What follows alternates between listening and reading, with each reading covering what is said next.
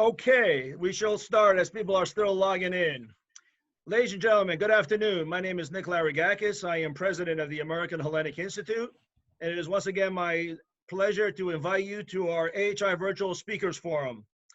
We are broadcasting live from, as we always do, from AHI headquarters in Washington, D.C. Hellenic House. And today's topic is going to deal with religious freedoms in Turkey and how, of course, that impacts the Ecumenical Patriarchate. And more specifically, we're going to have an analysis on the Commission on International Religious Freedoms report of 2020. Ladies and gentlemen, religious freedom is a cornerstone of America's values as outlined by our founding fathers when enacting the Bill of Rights. In fact, in 1998, under the presidency of Bill Clinton, and by unanimous vote in both chambers of the U.S. Congress, the IRFA was enacted, the acronym for the International Religious Freedom Act. And IRFA is to make religious freedom a fundamental element of foreign policy of the United States. It also created the Commission on International Religious Freedom and the report we're going to talk about here today. The Ecumenical Patriarch is spiritual leader of over 300 million Orthodox Christians around the world, of which we as Orthodox Christians in America come under the direct jurisdiction of the Ecumenical Patriarchate, so it concerns us very deeply, as all violations of religious freedoms do. The report, the commission issued 29 country reports. Only one country is a member of NATO, and that's Turkey. So we have put together here today a group of specialists, of individuals on our panel who are very well versed on the subject matter. We are concerned here at the American Hellenic Institute, however, in that although we appreciate the report's findings and bring into to the forefront some of the issues facing religious freedoms in Turkey, we feel that they should have been more than just put on a special watch list, and rather we were recommended that they would put Turkey on a country of particular concern. Because Turkey's longstanding history of suppression of religious freedom minorities, which has been well documented for decades, demands it. The lack of any real progress by Turkey to address and improve its religious freedom record demands it. And Turkey's failure to adhere to the European Court of Human Rights rulings demands it. We also regret the report seems to become a bit too concise. We appreciated previous year's reports that took the time to present more detail about specific religious freedom violations of minority populations within Turkey. For example, discussing the property confiscations that are part of this whole process. And previous reports also used to delve into Turkey's responsibilities about religious freedoms as they are being violated in the occupied part of Cyprus. So as I said, we've brought together today this panel of experts that we hope to bring the focus here and to have a proper discussion on what all this means and what is the current state of religious freedoms in Turkey. Bringing us through this whole process and navigating this panel today is our guest moderator and a good friend of the American Hellenic Institute, John Metaxas. John is an award-winning broadcast journalist for WCBS and Bloomberg Radio. He previously anchored and reported for CNN, CNBC, and WCBS TV. He's a graduate of Columbia Law and Journalism and is an attorney. He also hosts many podcasts on Apple and on johnmetaxas.com. He is an archon of the Ecumenical Patriarchate and has traveled to Istanbul to speak about religious freedom issues. Ladies and gentlemen, it's my pleasure now to pass along the Zoom platform to John Metaxas to take us forward. John, thank you. And all the panelists, thank you for being here today and participating. Thank you very much, my good friend and fellow Archon, Nick. I appreciate that introduction. And I appreciate your inviting me to host this panel with this great group of experts we have. I hope you'll indulge me just one personal moment before we start, and that's that I need to comment on the passing of our dear friend, Gene Rosides. I know he's been eulogized more eloquently than I can here, but I just wanted to say, as a former student and graduate of Columbia College, he was always a hero to all of us as the leader of the football team in Columbia history. And then I was so fortunate in the 90s to get to know him when he asked me to do work with AHI.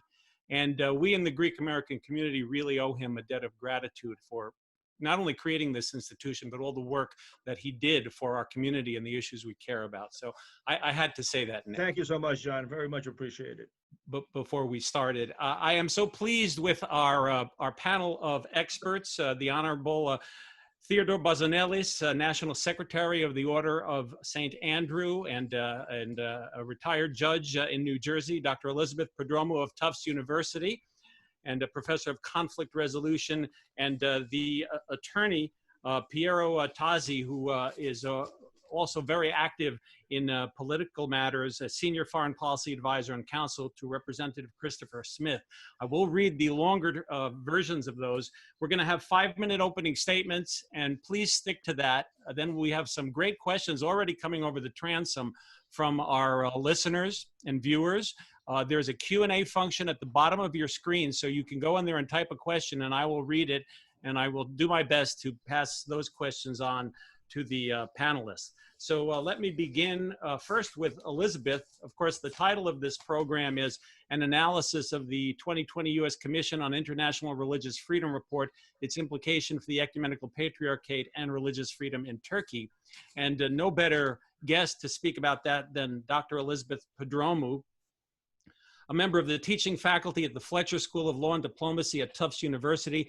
She directs the Initiative on Religion, Law, and Diplomacy. She is a non-resident senior fellow and co-chair of the Working Group on Christians and Religious Pluralism in the Middle East at the Center for Religious Freedom at the Hudson Institute, and was a non-resident senior fellow in National Security and the Middle East at the Center for American Progress. She is co-president of Religions for Peace International. I could go on and on, Elizabeth, but there's not enough time to read your full bio. So please share your wisdom with us.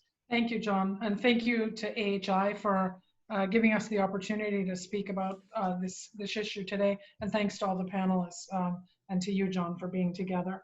I've actually put on my timer, but I am going to try to be as parsimonious as I can in my initial comments. So please feel free to flag me when I'm up at 5 minutes, okay? I thought what I would do is talk a little bit about the 2020 annual report designation of Turkey as a watch list country, rather than, as Nick Larigakis in his introduction suggested, what I agree would be a more accurate designation as a CPC, a country of particular concern. I want to then say a little bit about the geopolitical context and the linkages to religious freedom in Turkey, and then finally say a little bit about why all of this matters. Why should anyone who is interested in international security, order, and or human rights and religious freedom in the Eastern Mediterranean be thinking about these issues? So regarding the 2020 annual report, the USERF report came out most recently. It includes a 2-page summary of what they describe or characterize as worrisome trends in religious freedom in Turkey. I think that worrisome really fails dramatically to capture the long pattern as well as the ongoing trend lines of a deterioration and decline of religious freedom conditions across Turkey. And one of the things I thought would be useful is to tell you a little bit about the USERF's work on Turkey, the arc of that work, which then speaks to these trend lines. The USERF first traveled to Turkey in November 2006. I was actually a serving commissioner at the time. The USERF had never worked on Turkey, and we made our first visit there. And in 2007, the USERF, in its annual report, designated Turkey as part of the other category, 2007 and 2008, namely countries that had religious freedom violations that required following, but that didn't rise to the level of designation of either watch list or country of particular concern. 2009 to 2011, Turkey is designated watch list, and 2012, a country of particular concern for its systematic and egregious violations of religious freedom. From 2013 to the present, the USERF has given Turkey an improved designation to its current watch list status. Some of the things that rise to the level of systematic and egregious. The violations, comprehensive violations of religious freedom for the country's non-Muslim minorities, but also for the large Alevi community in Turkey. Some Alevis describe themselves as a Muslim minority. Others describe themselves as or heterodox Muslim, other as non-Muslim. The destruction, the cultural heritage policy and property rights regime in Turkey that continues to violate the religious freedom rights of these minority communities. Exemplary in that regard is the inability of Alevis to designate their houses of worship as Cemevis, their Cemevis as houses of worship. They're required still to call them cultural centers, and the ongoing conversion of churches of Hagia Sophia, including the great cathedral in Istanbul, to mosques, and the recent last week events of reading the Quranic prayers of conquest inside the Hagia Sophia, foreshadowing the likely reactivation. That's the language that's being used to convert Hagia Sophia in Istanbul back into a mosque. Then finally, I would say that missing from the annual report is Turkey's behavior in Turkish-occupied Cyprus since 1974. One of the most, it throws into sharp relief the systematic, egregious policies of religious cleansing, destruction of tangible and intangible religious and cultural heritage, and cleansing of religious minorities out of Turkish-occupied Cyprus, and something that's now happening in the autonomous administration of North and East Syria, where Turkey occupies northern Syria, the same sorts of policies being perpetrated against non-Muslim minorities there. So on the basis of all of these, and we can go into a granular discussion, CPC, country of particular concern designation, I think is important. 2 points, and then I'll turn it over because I think I'm at time. Regarding the geopolitical context and factors, I think that in terms of US policy concerns, the failure to take seriously the extent of religious freedom and human rights violations by Turkey has emboldened Turkey in a revisionist, expansionist, rogue state foreign policy that is destabilizing the Middle East, Southeastern Europe, and Europe more broadly, as well as North Africa. And then finally, why does it matter? As Nick Larigakis pointed out, Turkey is the only NATO member state in the USERF report. Most recently, it's been characterized by both the Bertelsmann Foundation and the Carnegie Middle East Center as a dictatorship in the making, or dictatorship, actually, all the characteristics of a dictatorship. NATO as a community of a collective security alliance whose members subscribe to and are meant to protect democracy, freedom, and civil and political liberties associated therewith. Turkey doesn't meet that criteria in any way. So Turkey's behavior undermines NATO's legitimacy and capacity. All right, thank you very much, Dr. Prodromou. And I should point out, which I neglected to earlier, that you did serve as Vice Chair and Commissioner on the U.S. Commission on International Religious Freedom from 2004 to 2012. So you have some great insights into how that organization works and the meaning of their reports. Our next guest is the Honorable B. Theodore Bozonelis. He is National Secretary and Executive Committee member of the Order of St. Andrew the Apostle, Archons of the Ecumenical Patriarchate. He is Vice Chairman of the Order's Legal Committee and Chairman of the Order's Patriarchal Properties and Minority Concerns Committee that assists the Ecumenical Patriarchate on legal issues for the return of confiscated properties and developing a legal status and standing for the Ecumenical Patriarchate. He was nominated by the Governor of New Jersey and confirmed by the State Senate as a judge of the Superior Court of New Jersey in 1990 and has had a long and distinguished legal career. Judge Bozonelis, the floor is yours. Thank you, John, and thank you to Nick Larigakis and the American Hellenic Institute for hosting this. I'm going to speak to you in terms of the effects and resolutions that have been promulgated and hopefully have had some substance through the Order of St. Andrew the Apostle, Archons of the Ecumenical Patriarch in America, which, as you know, is comprised of Orthodox Christian laymen who are recognized by His All Holiness as individuals who are dedicated to the church and have love, loyalty, and support for the Patriarchate. Each is conferred by His All Holiness with the title of Archon and an Aphikian. And I must say that what makes the order unique is that it is a religious organization affiliated with the Patriarchate, and it's comprised of individuals such as John Metaxas, here our host, who's an archon, and Nick Larigakis, through the American Hellenic Institute, of individuals that are professionals, political leaders, and diplomats, so that through the United States and through the United States' influence, the order has some influence with respect to issues of concern regarding religious freedom in Turkey. And I'm going to specifically address the key issues that the order has undertaken through the leadership of the National Commander, Dr. Limberakis, and our spiritual advisor, Father Alexander Karloutsis, because the order is really concerned with the call to action. It is not an honorary type of statement to be an archon. It's rather to promote, defend, and protect, and advance the cause of the Ecumenical Patriarchate.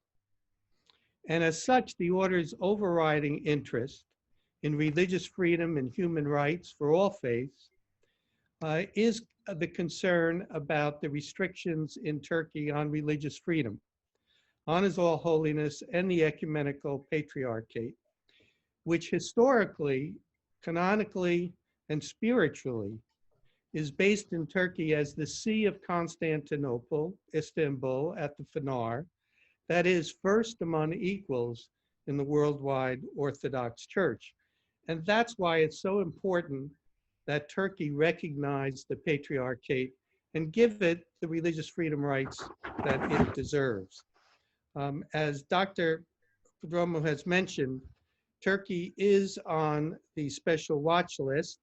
It is not designated as a country of particular concern, but rather the second tier, the special watch list, because of what the report says are severe restrictions on religious freedom. And let me go over the issues that have been identified by the order and are the key issues that are set forth in the annual report of USERF. First and foremost, and most important, is the deprivation of the fundamental right of a legal status for the Patriarchate.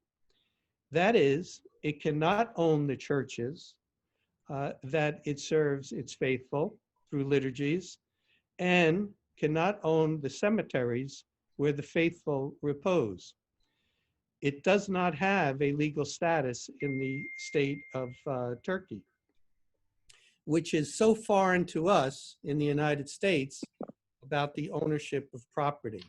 Instead, it is created through a governmental entity called the General Directorate of Foundations, where a system of minority foundations are set up with respect to churches, cemeteries, and other property.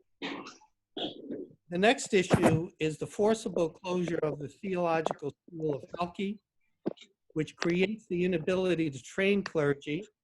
That has been closed, forcibly closed, since 1971 through a law that was set up in Turkey to nationalize higher earning institutions. And through the years, in 1999 through President Clinton, 2012 through President Obama, there was actually hope that Halki could be reopened. And the United States has asked that it be reopened numerous times. But it has become a political football for Turkey with respects to its dealing with the country of Greece and its dealing with other countries. And that is unfortunate because it leaves the Patriarchate dependent on other countries such as Greece to train their clergy. Next is the concentration of the confiscated properties of the Ecumenical Patriarchate. Just to give you a flavor of this, in 1935, when properties were registered in Turkey, the Patriarchate had over 8,000 properties. Now that is down to 500 or less. In August of 2011, there was a decree by then Prime Minister Erdogan, now President Erdogan, to seek to have properties returned. And the Patriarchate filed some 1,200 applications to do that. Only 300 were partially successful, and it's been more form over substance. The next issue is, which has been touched on already, is the action to convert Hagia Sophia, the great cathedral of Christ, a UNESCO World Heritage Site, from a museum into a mosque. And I want to mention, Dr. Prodromou has already mentioned about the conquest and prayers, the conquest statements made by President Erdogan and the prayers that were delivered in Hagia Sophia on May 29th, where they sought to celebrate the fall of Constantinople. But let me mention further that there was a tweet on May 9th by the Presidential Communications Director saying that Hagia Sophia would be converted to a mosque.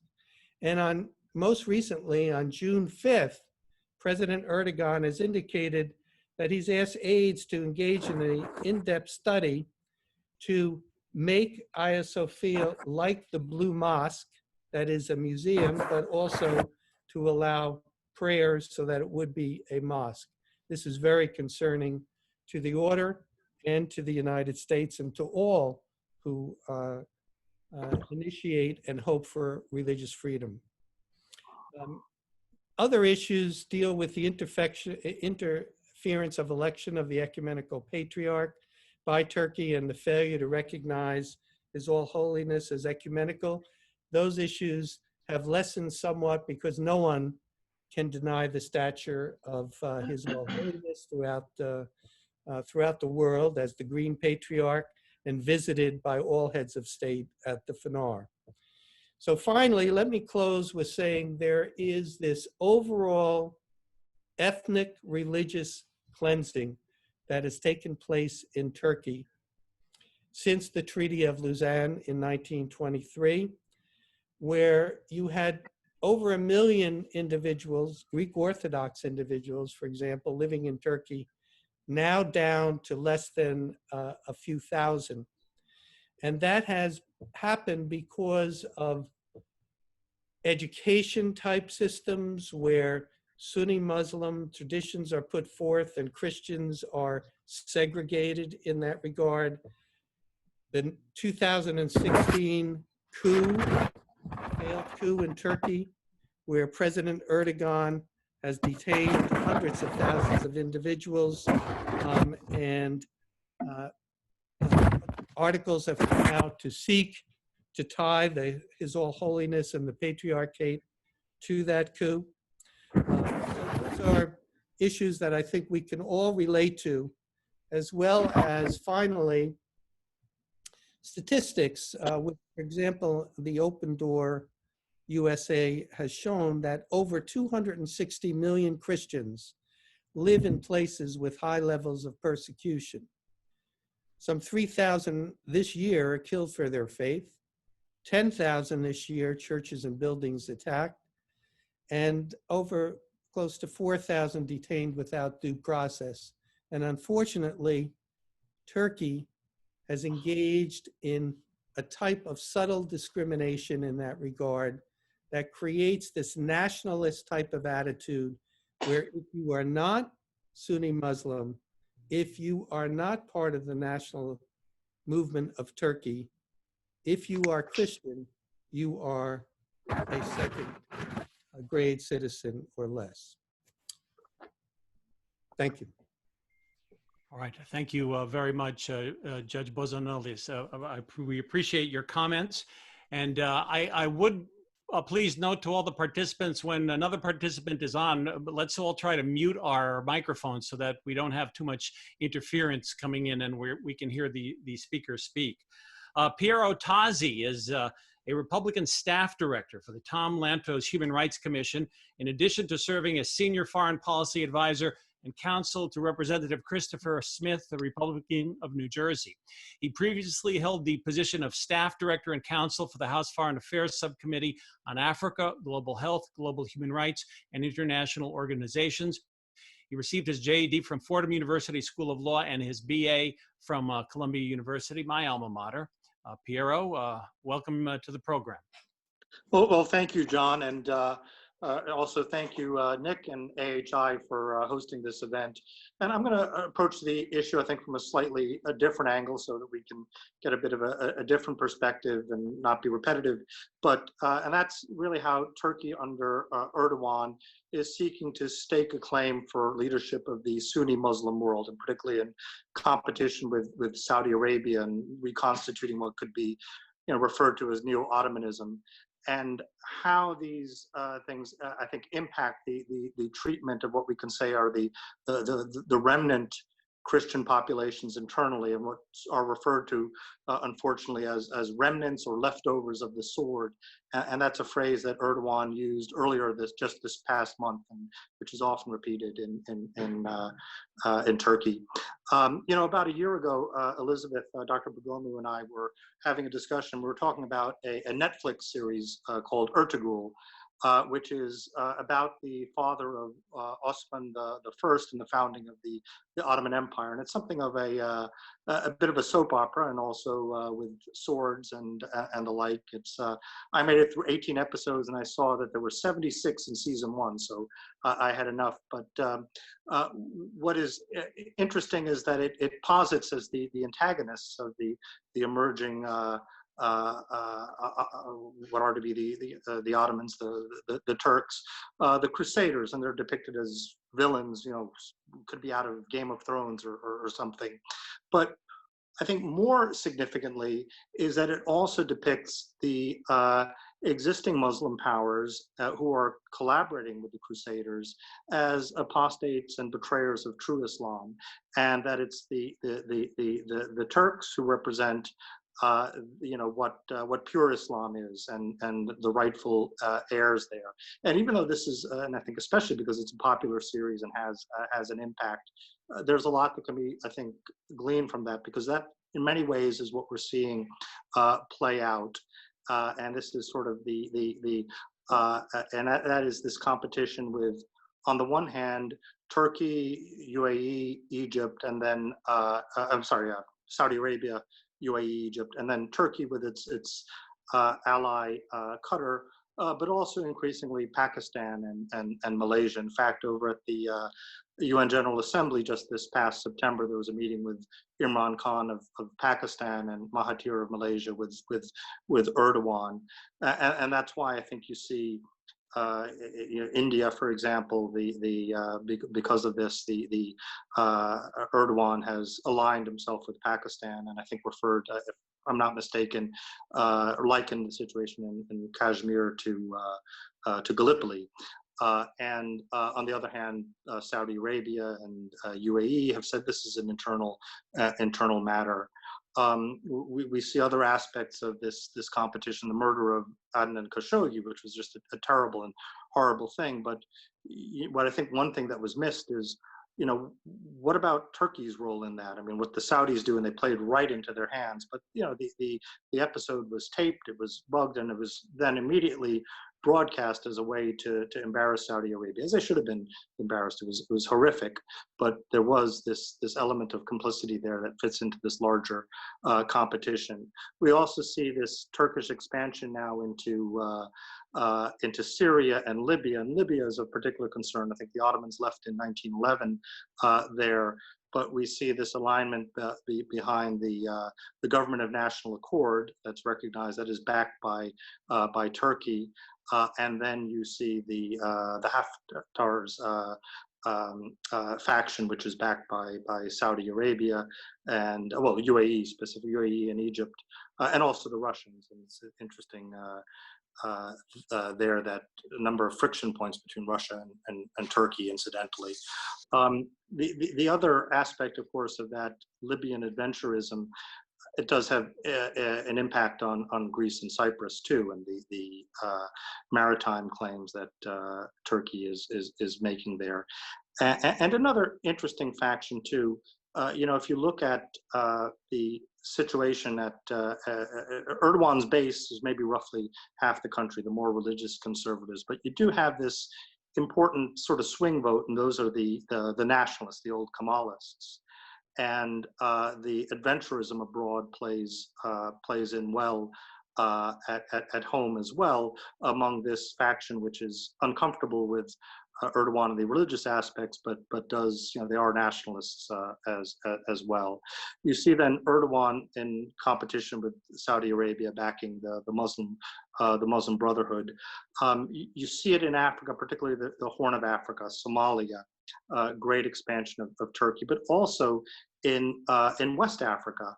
And that's something that is a little bit surprising. We had a meeting with the president of Ghana about a year or probably over a year ago or so, and raised the issue of how absent he raised the issue of how absent the U.S. was as opposed to China, and also Turkey. So part of that's commercial, but we also see in Nigeria as well a more religious aspect. Bernard Levy wrote an article in the Wall Street Journal a couple of months ago that talked about Turkey's involvement in Nigeria in supporting the Islamist movement there. We have Turkish Airlines have shipped arms to Boko Haram as well. So we see this this broad expansion. We see it in the Balkans as well, the Turkish presence, again, often in competition with Saudi Arabia. And just to tie it in then, I think, to what we're seeing internally in Turkey, and in particular significance is what's happening with the Hagia Sophia. And that is because of its symbolic importance. If you are going to stake a claim to the caliphate and reconstituting of the Ottoman Empire, the symbols are important, and I think that is what we are seeing with this movement towards the intent to redesignate the Hagia Sophia as a mosque, just as it happened with the Saint Savior Church last year as a precursor to that. So I hope this provides some of the context, I think, that is missing and not explicit, as Dr. Prodromou said, from the USERF report, which is very much pared down and perhaps can lead to a broader discussion. And with that, I think I've exceeded my 5 minutes, so I'll be quiet now and turn it over back again to you. Thank you. All right, thank you, Piero. We are now at about the half-hour mark in this presentation, and we have so many good questions coming across that I'm gonna ask a favor of each of our panelists. I'm gonna ask you to keep your answers now to 1 minute, because I think likely more than one of you will want to answer each question, and we have some excellent questions coming in. So let me, even though Piero spoke last, let me pose this question first to him, because I think he may have some insights into it. This comes from attorney Greg Stamos, who is an Archon and past Supreme Counselor of AHEPA.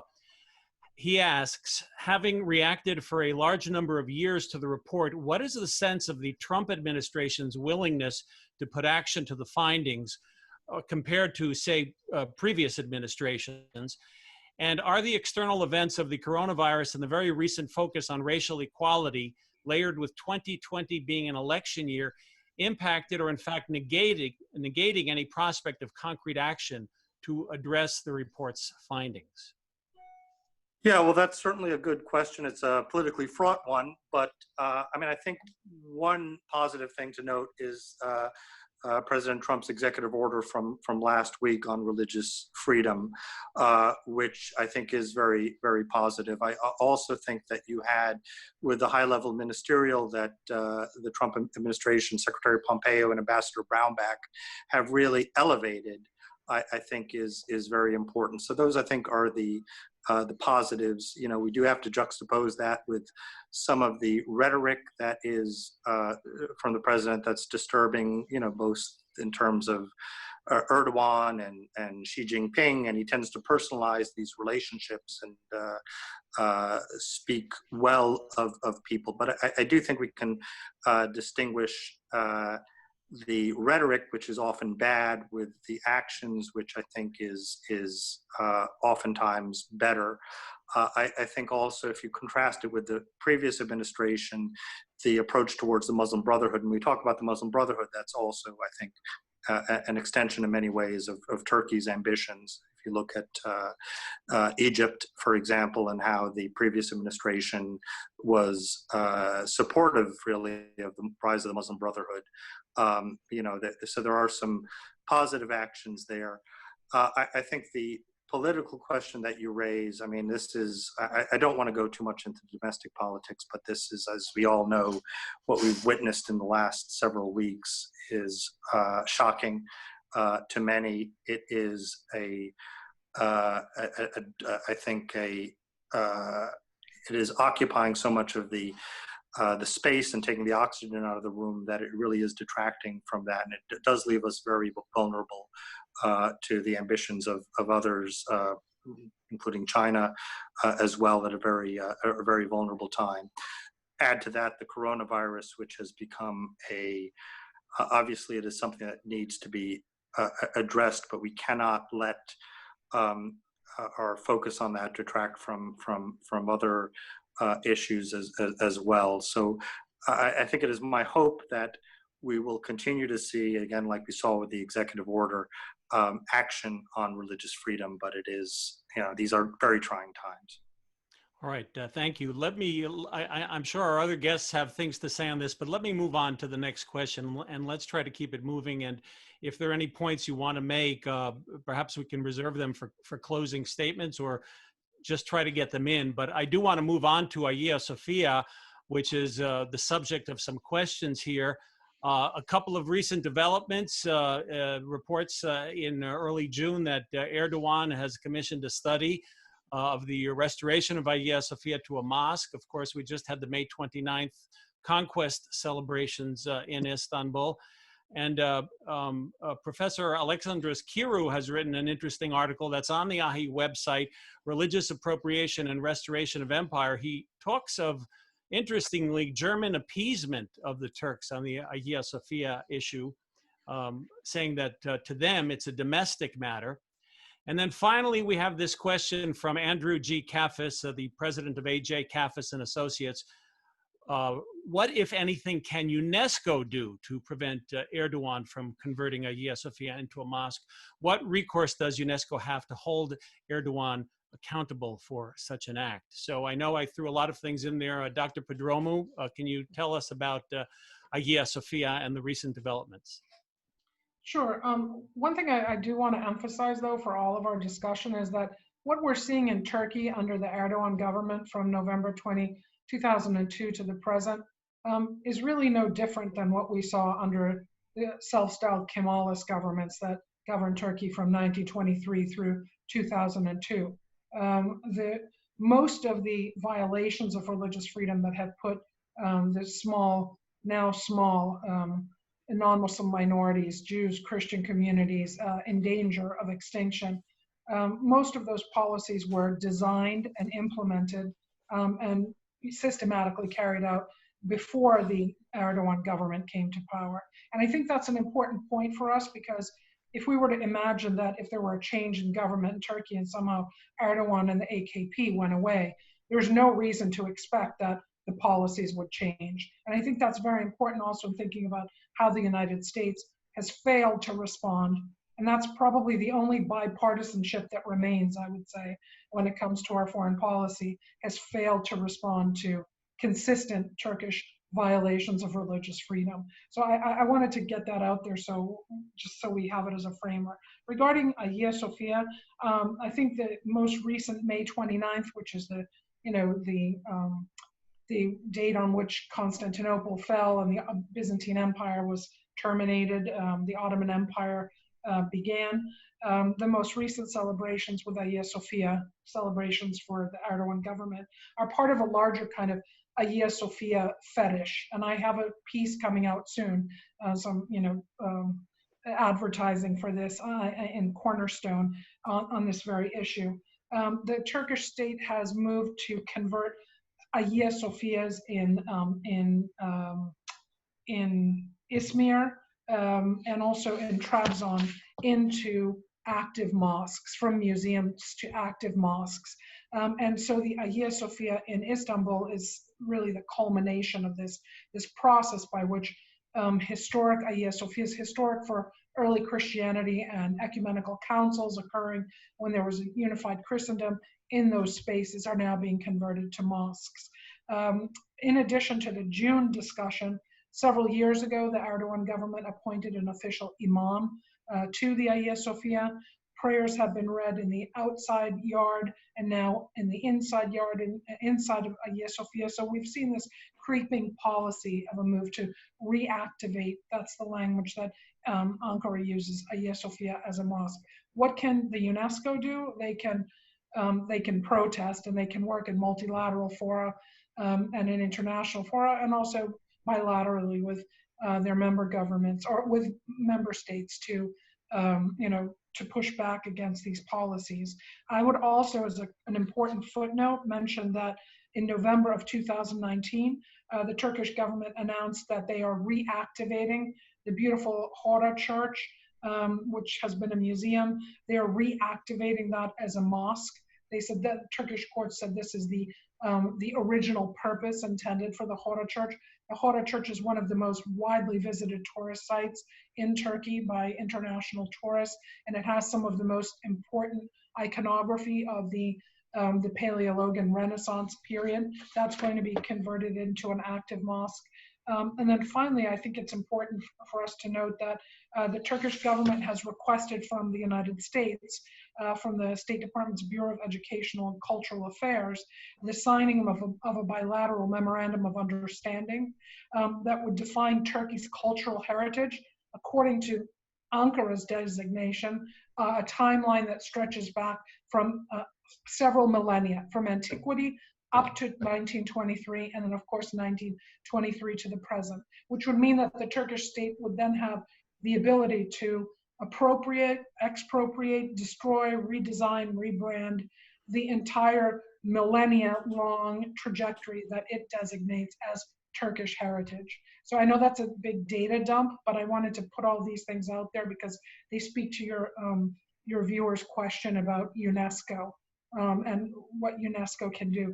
And there have been several submissions from museum groups, international, local, protesting this request for the signing of a memorandum of understanding. And until now, at least, the State Department has not made that decision. But if that decision is made, make no mistake, that will be catastrophic for the sustainability and survival of religious and cultural heritage of all the diverse communities that make up Turkey's pre-1923 history and from 1923 to the present. So we should be focusing on that. And anyone who cares about international human rights law and cultural heritage law should be focusing on that because it will set a precedent for other countries who also are egregious violators of international human rights law when it comes to cultural heritage.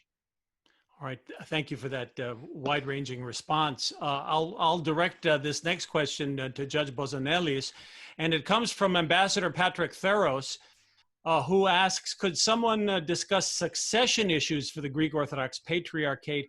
Has the Turkish government signaled its intent? And before I ask you to answer, Judge, as a journalist, I'm used to covering the papal elections in Rome, which are by and large a fair and free election. But we've just witnessed an Armenian patriarchal election in Turkey that was interfered with by the Turkish government. As Ambassador Theros says, what does the government signal with its intent, and how might the next election, and we hope it's not soon, but how might that compare to the era of Athenagoras, of Demetrios, and of Bartholomew's accession? What role does the Turkish government play in the succession of a Greek Orthodox patriarch? The Turkish government has taken the position that in order to elect the patriarch, must be a Turkish citizen, residency requirements. However, what has happened of late, and I think that has to do really with the stature of Ecumenical Patriarch Bartholomew, who has served one of the longest serving patriarchs of the Greek Orthodox Church, is that they have allowed metropolitans, hierarchs, outside of Turkey to apply for Turkish citizenship in order to be considered as a successor to the Patriarch. So that individuals who are not now residents of Turkey, who are hierarchs outside of Turkey, can apply for citizenship, and Turkey will waive requirements in that regard to lessen the effect in terms of the succession of a patriarch. But make no mistake that they do interfere in these type of elections, as shown by the Armenian patriarch and his successor in terms of electing an Armenian patriarch. So it isn't as if Turkey's going to sit back and say nothing. Turkey may allow certain subtle refinements in terms of who can apply to become a patriarch, but they're basically saying, we will allow these individuals to apply. So what does that mean? By Turkey saying that, it means they're interfering in the election. Can you imagine in the United States that there would be anybody who would say to a religious leader or a religious organization, we're going to allow you to apply for certain things, or we're going to allow you to make certain conditions as to electing your next leader? So they are interfering. Even by lessening certain restrictions, they continue to interfere. And it is probably one of the most outrageous religious freedom violations that have taken place for the Patriarchate. And make no mistake about it, the Patriarchate is becoming an island unto itself. Many individuals ask the order many times, why is the Patriarch still there? Why is it that the Patriarchate continues to exist in Constantinople, Istanbul, when it has all of these restrictions? And the answer to that is, it is sacred ground for Orthodoxy. This is where the Church and the See of Constantinople, canonically, historically, is set. And we cannot leave it, and we will not leave it. And as long as we have individuals in a democracy like the United States who are willing to set forth diplomatically, politically, influence with respect to keeping some type of restraints on Turkey as to who can exist in their country, we will continue to make that happen. So yes, they interfere in the election, but we will have a successor to the Patriarch, hopefully not for a while. He is such a respected individual throughout the world that his successor will be very meaningful when and if that day comes. But Turkey's influence will have to be diplomatically and politically lessened in order for us to make sure that whoever is elected Patriarch has the freedom to say that he is first among equals in worldwide Orthodoxy and the spiritual leader of over 300 million Orthodox Christians. Thank you for that very eloquent answer and explanation. We appreciate it. Our next questions touch on the geopolitical, so I'm going to throw them over to you, Piero. They come from William Janis at Fordham Law School, and there are a couple of questions here. And I know you also wanted to talk about the Global Magnitsky Act, but William Janis asks, does the recognition of the Ukrainian Patriarch's autocephalous status provide Russia with more geopolitical flexibility with respect to Turkey and the Middle East generally to try to play the traditional Tsarist role of the protector of Christianity at the expense of the Ecumenical Patriarchate? And then he says, he asks, does the US have leverage, positive or negative, alone or with other countries such as Russia over Turkey through the energy development initiatives in the Eastern Mediterranean? to inhibit its human rights violations in the region.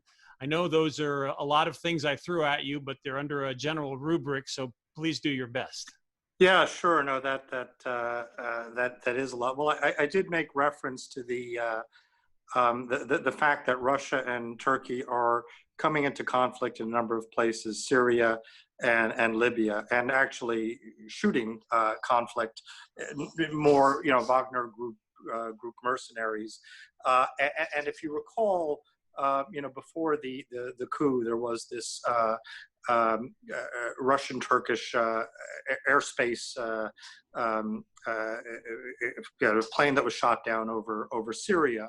And then you had the coup came, and Putin saw it as an opportunity to step in and to mend fences with Erdogan. And you had a bit of a rapprochement. You do have the issue, of course, with the S-400s too. So you've got really kind of, I think, mixed things going. But as I think, despite attempts to have this rapprochement, what you really do have are some inherent conflicts there that are irreconcilable. The idea of Russia as the protector of the Orthodox in the Balkans, you go back to the 19th century and efforts to reclaim Constantinople from the Ottomans as well. So you do have, I think, these overriding Russian ambitions, and of course the desire for the Dardanelles and the warm water access, and Russia's strategic objectives, I think, always are overriding. And I think the religious aspects, it's very interesting because Putin has, communism in many ways was a faith, and Russia has, I think, reverted back to its embrace of Russian Orthodoxy. Moscow being the third Rome, Rome, Constantinople, Moscow. So there are, whether or not Putin is really religious or just a facade, he understands the symbolic importance of that, and he's quite ruthless in using that these divisions to his advantage. So I think that it's a good question, and maybe Dr. Bozonelis can go more into the religious aspects of the autocephalous church, and what has happened vis-a-vis Ukraine. But I think the Russia's strategic ambitions remain the same, and the use of religion now, it's not just Erdogan who wants to revive the Ottoman Empire. In some ways, I think Putin wants to revive the Tsarist Empire as well, and the use of the Orthodox Church, the Russian Orthodox Church, in that regard, plays an important role. So I don't know if that answers adequately the question, but it's an interesting one, and it is a complicated one. All right, thank you. Several of our questions have to do with what can we as Americans do to try to have an impact on Turkey. And Dr. Prodromou, the USCIRF actually has some recommendations to the US government. So let me just ask you the broad question. What can concretely be done about all of this? And if you could please unmute your microphone. Okay. In terms of what can be done, I think it's important to communicate with congressional officials and your elected congressional officials to express your interest in religious freedom, respect for religious freedom in Turkey. I think that on specific policy recommendations, it's very possible for you to communicate those to your congressional officials. On the last caller's question, or the last viewer's question about sanctions, I think we have evidence to show that when the United States has utilized sanctions against Turkey quite recently, they produced an almost immediate change in behavior. In 2018, the United States, the Trump administration imposed Magnitsky sanctions under the Global Magnitsky Human Rights Accountability Act. They imposed them in August of 2018 on Turkey. That meant visa suspensions for certain members of the Turkish government who were connected to the detention and protracted imprisonment of then Pastor Andrew Brunson. And it also meant the imposition of tariffs on Turkish steel and aluminum. That was in August of 2018. In November of 2018, Pastor Andrew Brunson was released from prison. That is probably the most quick input-output, cause-effect policy experiment we have when it comes to the US's diplomatic toolbox vis-a-vis Turkey. Unfortunately, the Trump administration then promptly lifted those sanctions. And I say unfortunately because there's ample evidence to show why it is that Magnitsky sanctions should have been imposed far before that. But lifting those sanctions after the release of one pastor, which thankfully he was released, from my perspective, sent a very powerful signal to Turkey that it was only about this one particular individual, and that these other comprehensive violations of human rights and religious freedom they're things that will produce no consequence. Now we have another opportunity for the imposition of sanctions under CAATSA, the Countering America's Adversaries Through Sanctions Act, and that relates to Russia, Turkey's purchase of Russian S-400s, and that's being debated by Congress. So I think that what can American citizens do? You can urge your elected officials to push for the imposition of sanctions on Turkey when it comes to its violations, not only of religious freedom and human rights, but also its violations as a member of NATO of security protocols. So I think that's very important. I think you can also raise objections and concerns about what many people are worrying will be, and I'm one of those, a hot incident between Turkey and a fellow NATO member ally, Greece, in the summer. Turkey has already declared its intention to drill for natural gas south of Crete, violating Greece's maritime sovereignty. And many people are concerned that either through accident or through intention, there may be a hot incident provoked by Turkey vis-a-vis Greece.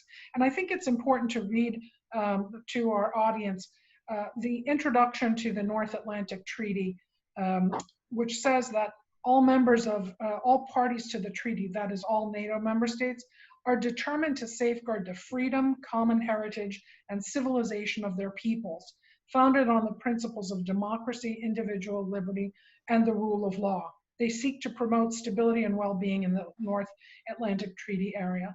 I think, on any metric, qualitative or quantitative, Turkey doesn't meet that standard. So as American citizens, I think it's important to communicate, again, your concern to your elected officials about a NATO member state that regularly threatens a fellow NATO member state, and as a consequence, may be a danger to the sustainability and the integrity of NATO as a collective security alliance that is crucial for America's strategic interests in all of Eurasia. So speak to your congressmen. Congressional officials will listen. It's an election year and they listen all the time, hopefully, but certainly they will listen. And it's important to have a consistent, uninterrupted stream of communications about your concerns for the intersection of religious freedom and human rights on the one hand, and security on the other. All right, thank you, Dr. Prodromou. And before I toss it back to you, Nick, I do want to ask one more question of Judge Bozonelis, and that has to do with the Theological Seminary at Halki.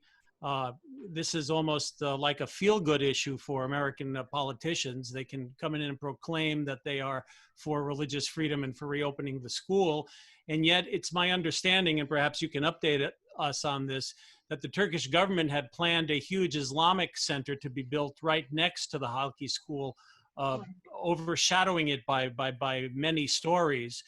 What is the status of Halki right now, and why is it important that a religion religious organization, a religious institution of faith be allowed to train its own clergy freely? As I previously stated, Halki's been closed for almost 50 years now, since 1971, forcibly closed by the Turkish government on the pretext of a law nationalizing higher learning institutions. Yes, there is the Cultural Center, the Islamic Center, and again, it's almost akin to the conversion of Hagia Sophia to a mosque. It is to show in terms of Turkey and their Sunni Muslim nationalism, their dominance over religious freedom issues such as Christianity and what Christianity needs in order to survive in Turkey. So what has happened is Halki has become a tool for President Erdogan. It is a political tool. We should not lose sight of the fact that in 2012, President Obama actually announced that he had a conversation with then Prime Minister Erdogan that Halki would be reopened. And of course, that never occurred. And it will not occur because it is a weapon that can be used, sometimes used as a measure of reciprocity that Turkey says in terms of, well, if you don't allow mosques in Greece, why should we be reopening Halki in that regard? And that is a false issue. You're talking about Turkish citizens. You're talking about His All Holiness, who served in the Turkish army as a Turkish citizen, has civil rights as a Turkish citizen.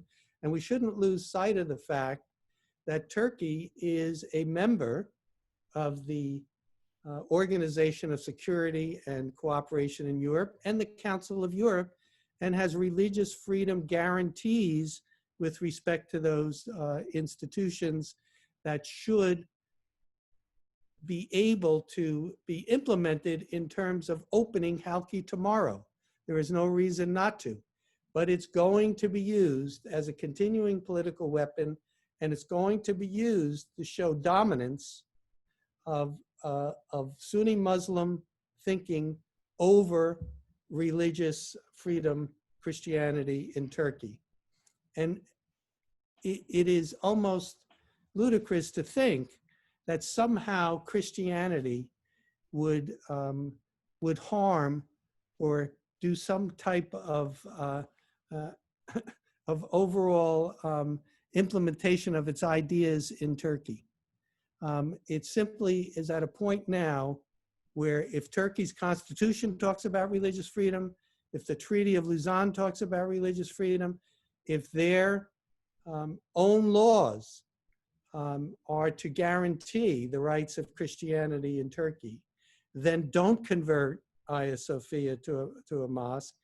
Don't impose a center on top of Halki to simply show that Christianity no longer exists in the country. Thank you, Judge Bozonelis. If I may, John, and taking, from sports that we so much miss, and taking from nomenclature of soccer, we got 15 minutes of stoppage time left, which we will continue to do because I'm still seeing a lot of participants are still on. If any of our member audience, our participants need to leave, I understand. Allow me a question, and then after that, John, we can have closing comments, and I'll give my closing statement. I've been in this town a long time, and the words human rights and religious freedoms are used, like we drink a glass of water for political expediency. And all these reports are great and they're fine and they raise the level of awareness. And Elizabeth, you alluded to it earlier, but at the end of the day, what does it really all mean in terms of practicality and moving issues forward? We've seen presidents, vice presidents, secretary of states, first ladies, and others visit the Ecumenical Patriarch. We've seen Hillary Clinton host the Ecumenical Patriarch at a reception at the White House, and resolutions and other things have happened on Capitol Hill, testimonies, you name it. What does it take? How can we move this issue more forward? And in my opinion, and your comments on this, until we continue to target the myth and reality of what Turkey really is, it is not a faithful NATO ally that supports U.S. interests.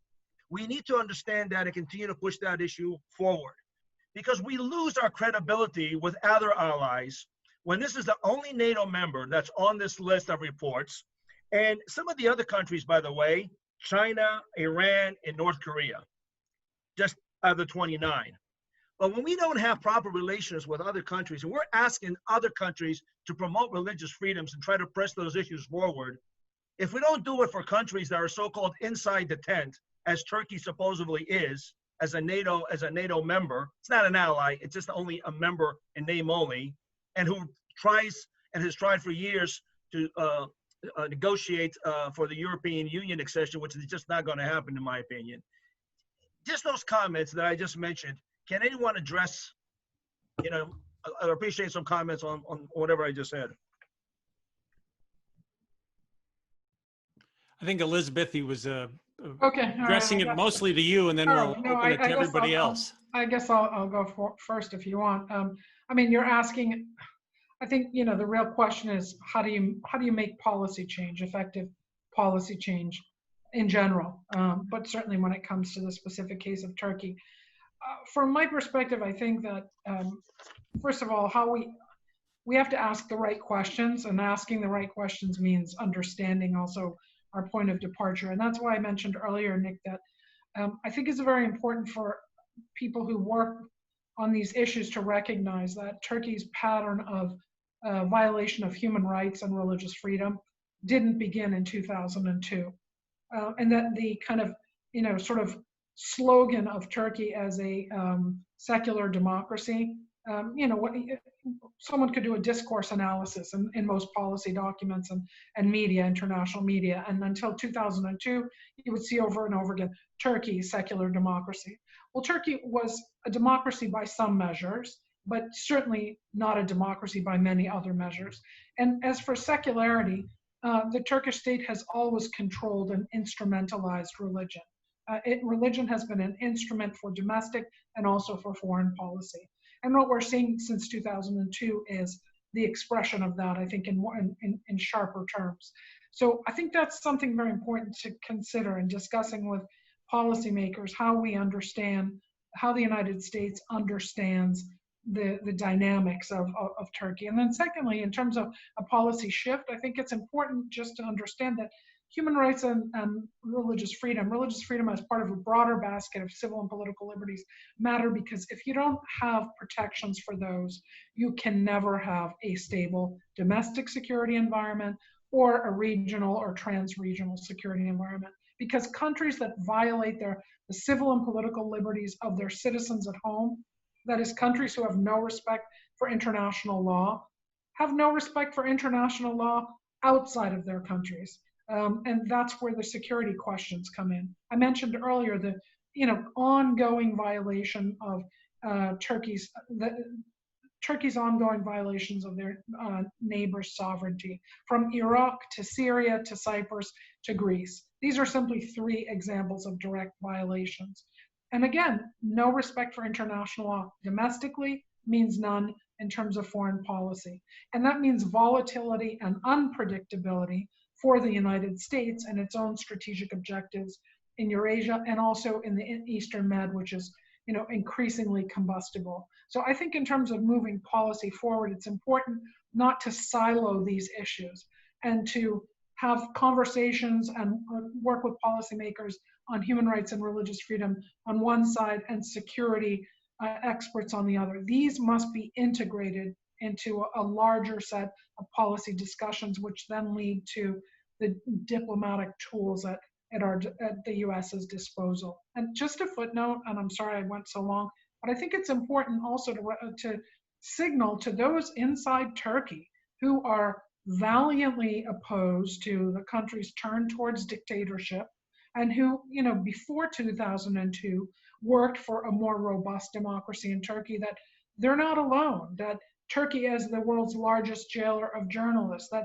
the United States cares about freedom, speech freedoms and media freedom, so that so that using, whether it's sanctions or other diplomatic tools to signal Turkey and to encourage them towards compliance, that also sends a message to democratizers inside Turkey that they don't stand alone. And that's a message, again, that goes well beyond Turkey and reinforces the US's role as a country that presumably cares about the links between human rights and security worldwide.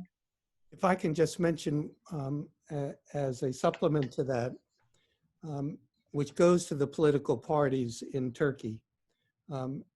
Recently, the mayor of Istanbul was elected, 2 elections as a matter of fact, who is not a participant in President Erdogan's party, the AKP party, but rather a moderate democratic socialist, Ekrem İmamoğlu, and he is now the mayor of Istanbul.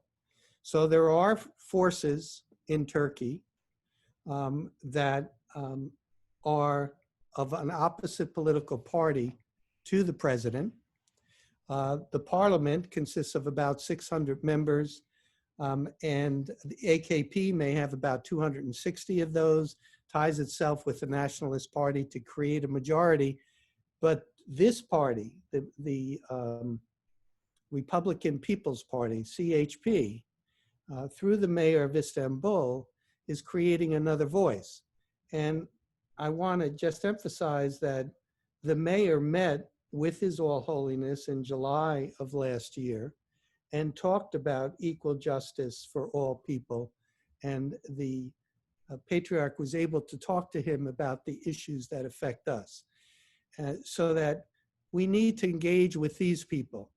And there's often the phrase used that I heard from Jay Sekulow years ago, which is the ministry of presence. And that is, you must be there. You must be talking to the US ambassador for Turkey. You must be talking to this mayor of Istanbul. And you must be also talking to President Erdogan to continue to emphasize the message of religious freedom for the Ecumenical Patriarchate and all faiths in Turkey, the Jewish people, the Armenian people, all faiths, the Catholics, and all faiths throughout, not only in Turkey, but throughout the world. So this is what we hope to do as the Order of St. Andrew. This is where we have begun and where we continue to press forward. And we truly believe that knowing that Istanbul, which don't forget, most of the population and the intellectual population is in Istanbul, knowing that the mayor is of a different political party now, and his election was challenged by the AKP, and he ran again and won overwhelmingly, is some hopeful sign for us in terms of engaging Turkey on a more moderate stand. So we're hoping for that. Maybe Piero, then you just give the last word. Yeah, I just thinking about, what you said, Nick, and, we do sometimes engage really sort of in that rote recitation of the importance of religious freedom. And, I was thinking there was one of the questions I was asked referenced the COVID situation. And, we just, do we really value religious freedom? We've just gone through a situation where churches were deemed to be non-essential services. And there was a lot of acquiescence in that. And I think if we do truly cherish religious freedom and really internalize it and its importance, we will express it in such a way and our concerns in such a way, as Elizabeth said, writing to members of Congress and really acting on it. So it's not just something that we tick off on the sort of the list of issues that we raise. But I think in some ways, and I just kind of close with it, we do really have to look at ourselves. And if this is important, we have to both internalize it and express it then outwardly. So just I just wanted to kind of respond to that, and again, thank you for giving us this opportunity to discuss these very important issues. Well, we thank you very much to all our expert panelists here today. I think this was a very lively and profound informational discussion session. I hope all our audience members who have been tuning in enjoyed it. We will, of course, place this also on our website, YouTube, for many more to see. John, thank you again for your excellent work, as always, very professional in the way you handle and moderate these panels. Let me thank my staff, Yola Pakchanian, Elias Yerasudis, and especially Emily Pantis, who acts as sort of my producer and IT expert in being able to put these things together. And allow me just one closing comment. The issue of the Ecumenical Patriarch and its protection and being able to continue its religious freedom is front and center on the mission statement of the American Hellenic Institute. And we are very proud of the work that we've done over the years, starting back in the early 90s, when we initiated with then Congressman Mike Bilirakis a congressional resolution, which was named HCON Resolution 50, which talked about 4 particular elements of where the United States needed to pressure the Turkish government regarding protection of the Ecumenical Patriarchate, including the opening of the Halki School of Theology.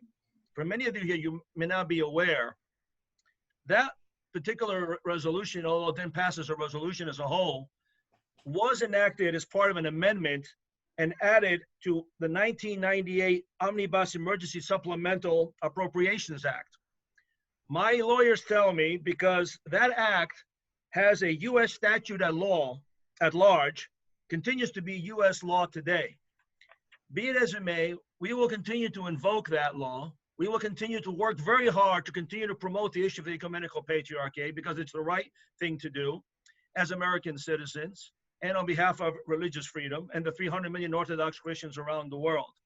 So we thank you once again, all of you, for being with us, and tune in next week when some of the other issues that were kind of alluded here today will be discussed more fully with 3 other expert panel individuals regarding the Eastern Mediterranean and the overall other provocative actions that Turkey is increasing right now in the region. And tensions are running high, including maps that they produce, official Turkish maps proclaiming 24 plots in the Aegean off of Greek islands as being their own.